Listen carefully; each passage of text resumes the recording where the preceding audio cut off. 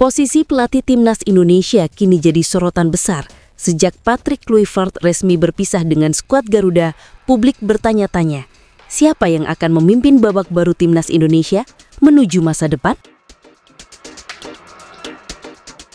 4 nama kini mencuat ke permukaan.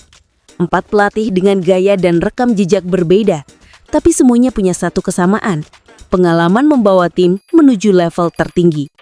Mereka adalah Timur Kapazze, Frank de Boer, Shin Tae-yong, dan Akira Nishino. 4 sosok yang bisa dibilang mewakili 4 pendekatan sepak bola dunia, Asia Tengah, Eropa, Korea, dan Jepang. Bagaimanakah prestasi masing-masing pelatih di atas? Dan mana yang paling cocok tangani timnas?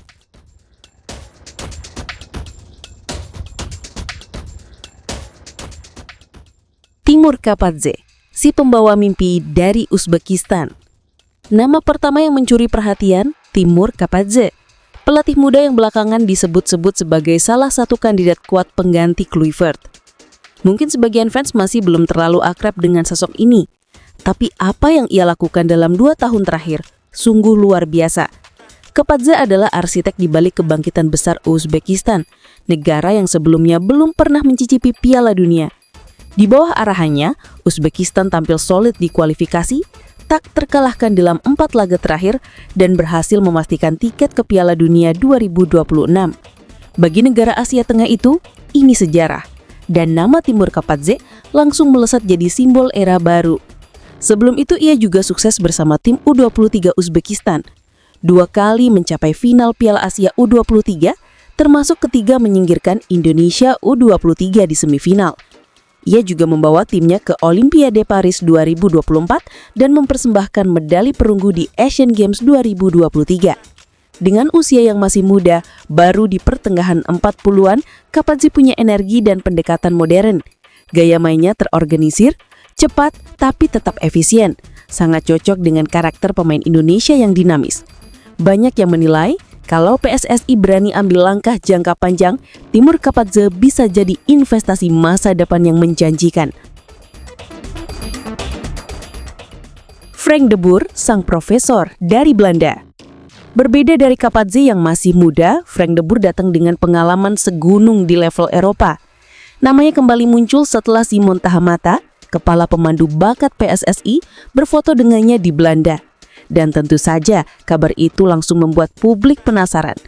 Frank de Boer adalah bagian dari generasi emas Belanda. Sebagai pelatih, ia dikenal tegas, metodis, dan punya filosofi sepak bola menyerang khas Ajax Amsterdam. Ketika menangani Ajax, ia membuat sejarah dengan 4 gelar Eredivisie beruntung dari 2010 hingga 2014. Sebuah pencapaian yang bahkan jarang dilakukan pelatih Belanda manapun. Setelahnya, karirnya berlanjut ke Inter Milan, Crystal Palace, hingga Atlanta United. Meskipun ada masa sulit di Eropa, ia bangkit di Amerika Serikat, mempersembahkan 2 trofi domestik US Open Cup dan Champions Cup. De Boer juga sempat menangani timnas Belanda di Euro 2020, membawa orangnya tampil kuat di fase grup. Kalau bicara pengalaman membangun sistem, Frank de Boer bisa jadi pilihan berani. Ia tahu cara mengembangkan pemain muda, tahu cara menanamkan disiplin dan filosofi jangka panjang. Bisa jadi sosok yang membawa warna baru, terutama jika PSSI ingin timnas bermain dengan struktur dan pressing khas Belanda. Shin Tae-yong, arsitek era kebangkitan Garuda. Nama berikutnya tentu sudah tidak asing. Shin Tae-yong, pelatih yang selama 5 tahun terakhir menjadi bagian besar dari perjalanan sepak bola Indonesia. Dari Piala AFF, Piala Asia, hingga kualifikasi Piala Dunia, Shin adalah saksi sekaligus motor dari kebangkitan generasi baru Garuda. Di bawah arahannya, Indonesia menembus final Piala AFF 2020, melangkah ke babak 16 besar Piala Asia 2023, dan lolos ke putaran ketiga kualifikasi Piala Dunia 2026. Prestasi yang dulu terasa mustahil, kini jadi kenyataan. Tak hanya di tim senior, Shin juga membangun fondasi kuat di level muda. Medali perunggu SEA Games 2021, semifinal Piala Asia U23 dan tiket ke Piala Asia 2027 adalah bukti nyata hasil kerjanya. Dan jangan lupakan pengalamannya di Korea Selatan. Ia pernah membawa klub Seongnam Ilhwa Chunma juara Liga Champions Asia 2010 dan mencatat sejarah ketika menumbangkan juara bertahan Jerman 2-0 di Piala Dunia 2018. Sintayong dikenal dengan kerja keras, disiplin tinggi, dan kemampuan membaca lawan dengan detail luar biasa. Meskipun masa tugasnya telah berakhir, banyak fans yang merasa pekerjaan Sin belum selesai. Kalau PSSI mau melanjutkan fondasi yang sudah dibangun, Sintayong jelas masih punya tempat di hati publik Indonesia.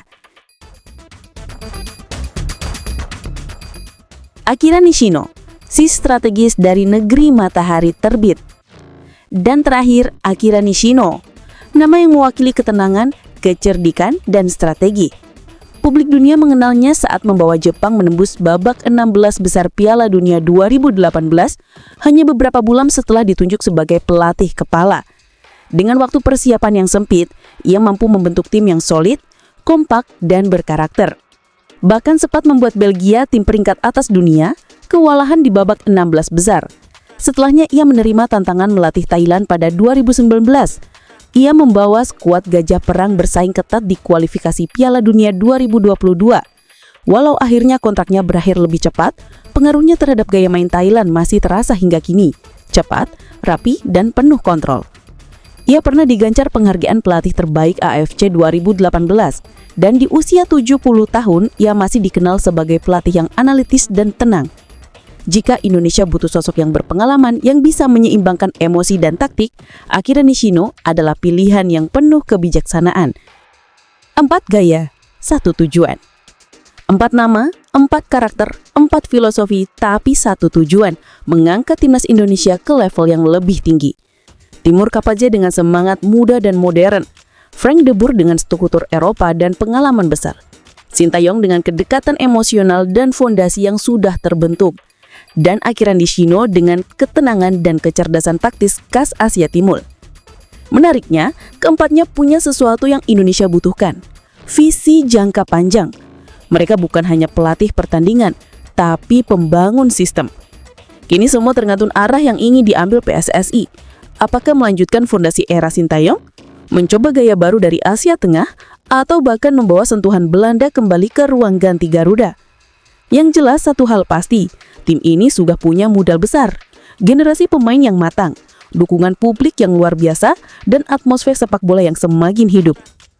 Penutup, apapun keputusan akhirnya, semoga pelatih berikutnya bisa melanjutkan semangat yang sudah dibangun selama ini. Semangat bahwa timnas Indonesia tidak lagi jadi pelengkap, tapi pesaing serius di level Asia. 4 nama, 4 karakter, dan 1 harapan besar, membawa Garuda kembali terbang tinggi. Sekarang giliran kamu. Dari 4 nama ini, Timur Kapadze, Frank de Boer, Sintayong, dan Akira Nishino. Menurut kamu, siapa yang paling cocok memimpin timnas Indonesia? Tulis di kolom komentar dan kita lihat siapa yang paling banyak didukung publik sepak bola Indonesia.